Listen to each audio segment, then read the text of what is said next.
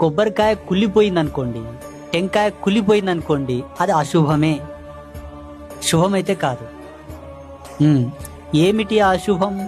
ఆ శకునం ఏందన్నప్పుడు మనం ఏ కార్యం కోసం కొడుతున్నాము, ఏ కాన్సెప్ట్లో కొడుతున్నాము, ఏ మూమెంట్లో కొడుతున్నామో దాని సాంకేతికమైనటువంటి విషయాల్లోనే అది అశుభమై ఉండవచ్చు. దీన్ని వేరే దానికి అన్వయం చేయకూడదు.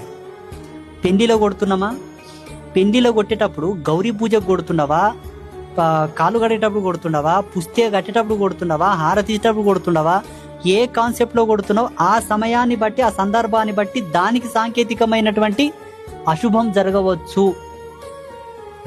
అది మనకు ఉండేటటువంటి హక్కుగా పెద్దలు చెప్పారు. ముందుగానే గ్రహించు, దీని మూలంగా ఏదో జరగబోతుందని జాగ్రత్త పడు అన్నారు. అంతేగాని బెంబేళెత్తి భయపడమని చెప్పలేరు. మళ్ళా ప్రతిదాన్ని సింబాలిక్గా, సిగ్నలైజ్డ్గా చేసి మరీ చెప్పారు మన వాళ్ళని జాగ్రత్త పడమని.